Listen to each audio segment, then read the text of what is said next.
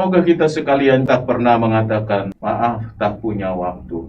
Tetapi semoga kita seperti Yesaya yang mengatakan, aku ini najis bibir, berdosa. Tetapi setelah Allah menjamah dia dengan kuasa dan pengampunannya, dia berani untuk mengatakan, ini aku Tuhan, aku siap diutus. Semoga kita sekalian juga seperti itu. Tuhan menggunakan kadang orang yang sama sekali tak terpandang, yang mungkin tidak ada apa-apanya. Tetapi karena ia terbuka untuk membiarkan dirinya dituntun oleh Tuhan, pada akhirnya toh ia menjadi alat di tangan Tuhan untuk membawa keselamatan berkat bagi sesama. Semoga sabda Tuhan hari ini membantu kita sekalian untuk mendengarkan panggilan Tuhan dan menjawab, ya Tuhan, aku siap.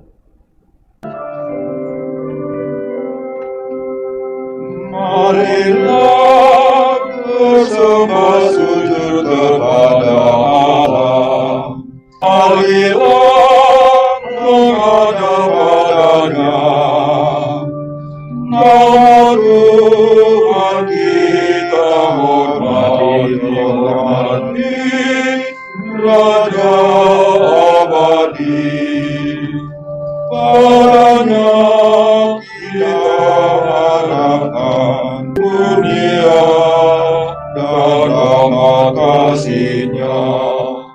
Dalam nama Bapa, Putera, dan Roh Kudus. Amin. Tuhan bersamamu Dan bersama rohmu.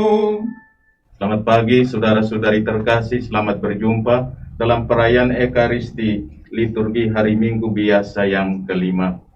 Sabda Tuhan hari ini mengajak dan mengundang kita untuk membuka telinga dan hati kita, mendengarkan dan menanggapi panggilan Tuhan. Yesaya menyadari kedosanya di hadapan Allah yang kudus, dan Allah menyucikan dan menguduskan dia, memampukan dia untuk mengambil keputusan menanggapi panggilan Allah. Ini aku, utuslah aku. Begitu juga Petrus. Dalam Injil kita dengarkan, setelah mengalami peristiwa penangkapan ikan yang luar biasa itu, ia tersungkur di depan Yesus dan mengatakan, pergi Tuhan, sebab aku orang berdosa. Tuhan memandang kerendahan hatinya, dan ia mengatakan, aku menjadikan engkau penjala manusia.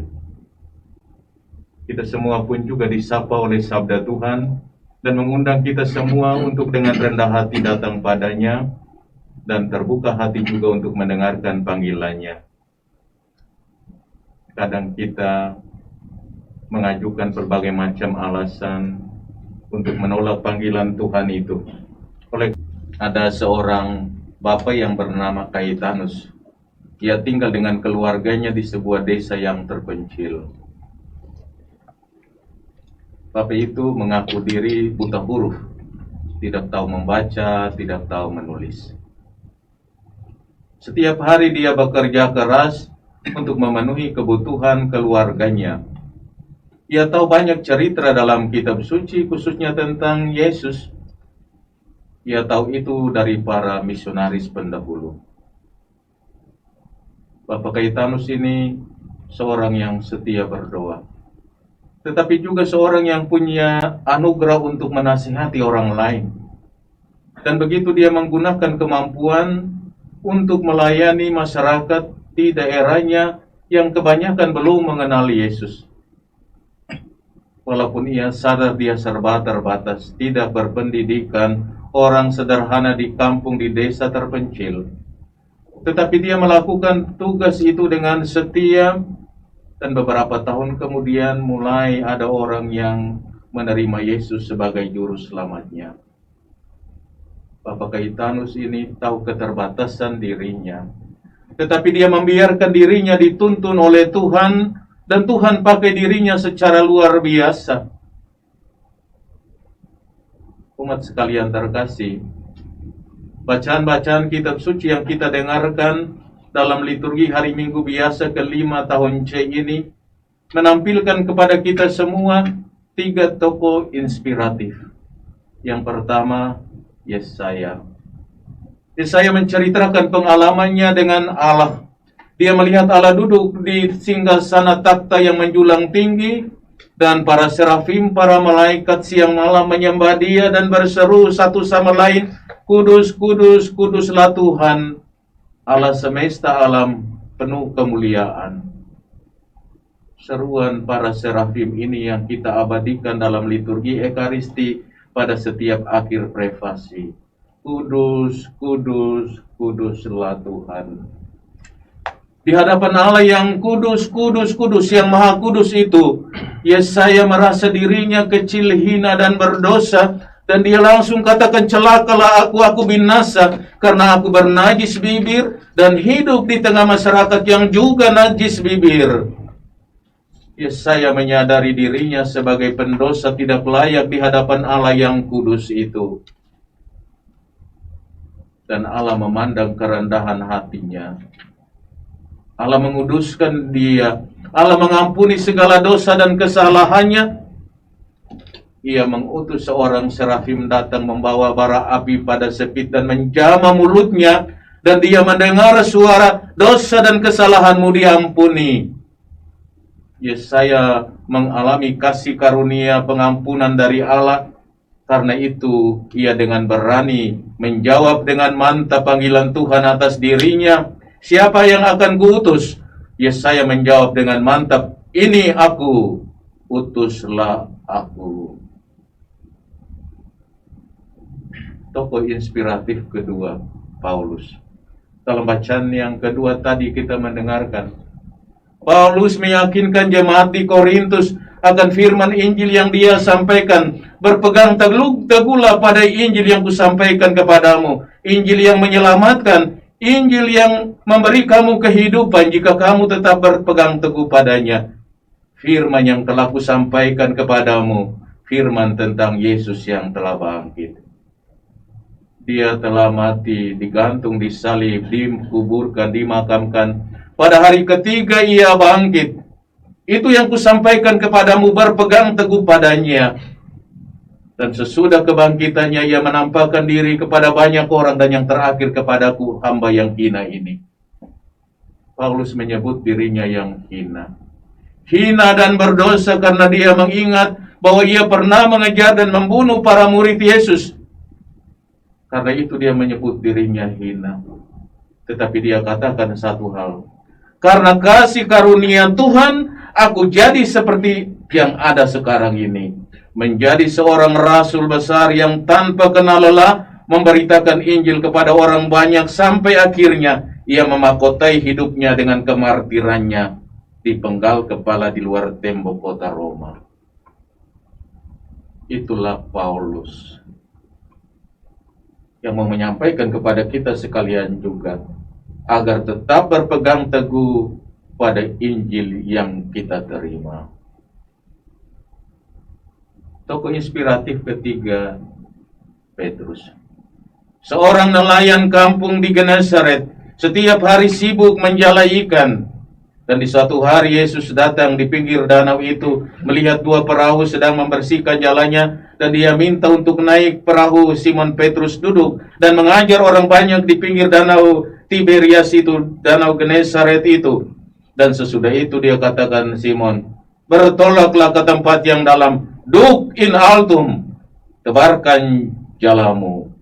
Petrus mungkin dalam hati mengeluh, sepanjang malam kami mencari ikan tidak dapat apa-apa. Malam saja tidak dapat, apalagi siang terang ini. Tetapi karena engkau menyuruhnya, karena engkau menyuruh, kami lakukan. Dan begitu mereka lakukan, dan mereka menangkap ikan yang begitu banyak. Suatu peristiwa yang tak bisa mereka pahami. Sesudah peristiwa itu, Petrus datang tersungkur di depan Yesus dan katakan, Tuhan, pergi jauh dariku, karena aku ini seorang berdosa. Dengan rendah hati Petrus tersungkur menyadari kedosanya di hadapan Dia yang kudus. Tetapi Yesus bilang apa sama dia? Mulai sekarang aku menjadikan engkau penjala manusia.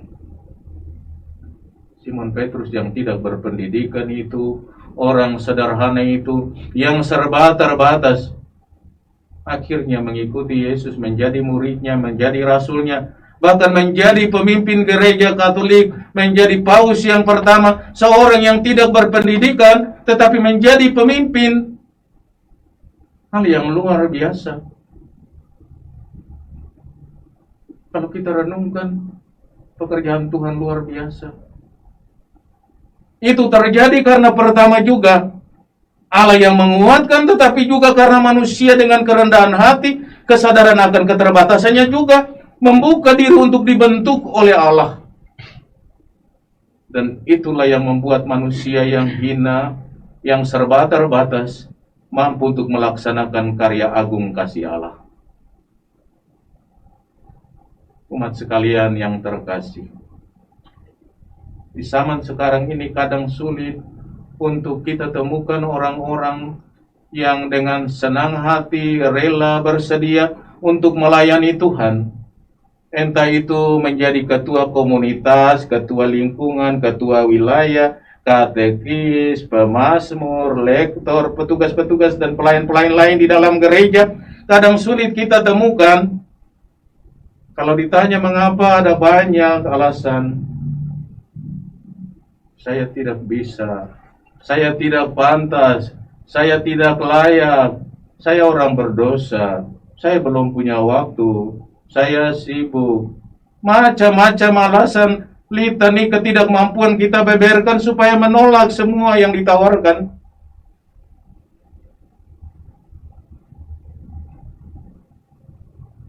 Kalau mulai kita memilih siapa yang menjadi ketua komunitas lingkungan atau pengurus paroki, DPP, kadang kita dengan mudah tunjuk kamu saja.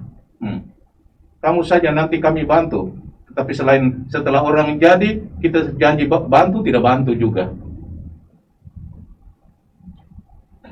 Kalau kita bilang kita belum punya waktu, masih muda belum punya waktu, sudah setengah umur juga belum punya waktu, sampai tua juga tidak punya waktu. Dan begitulah akhirnya kita menghabiskan hidup kita, mengakhiri hidup kita dengan selalu mengatakan tak punya waktu. Wajar kita mengatakan alasan tak mampu, tetapi lihat tokoh-tokoh inspiratif yang kita dengarkan dalam bacaan hari ini. Mereka menyatakan ketidaklayakannya di hadapan Tuhan, tetapi kemudian mereka terbuka, dituntun oleh Tuhan, dan mereka menjadi manusia yang baru karena kuasa dan kasih setia Tuhan. Semoga kita sekalian juga tak pernah mengatakan, maaf tak punya waktu. Tetapi semoga kita seperti Yesaya yang mengatakan, aku ini najis bibir, berdosa. Tetapi setelah Allah menjamah dia dengan kuasa dan pengampunannya, dia berani untuk mengatakan, ini aku Tuhan, aku siap diutus. Semoga kita sekalian juga seperti itu. Tuhan menggunakan kadang orang yang sama sekali tak terpandang, yang mungkin tidak ada apa-apanya, tetapi karena ia terbuka untuk membiarkan dirinya dituntun oleh Tuhan, pada akhirnya toh ia menjadi alat di tangan Tuhan untuk membawa keselamatan berkat bagi sesama. Semoga sabda Tuhan hari ini membantu kita sekalian untuk mendengarkan panggilan Tuhan dan menjawab, ya Tuhan, aku siap. Agunglah misteri iman kita, Penyelam dunia, selamatkanlah kami, karena melalui salib dan kebangkitan-Mu, Engkau telah membebaskan kami.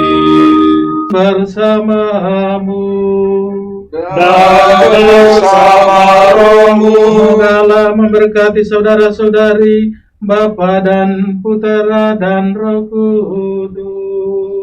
Amin. Saudara-saudari, pergilah dalam damai sambil memuliakan Tuhan dengan hidupmu. Syukur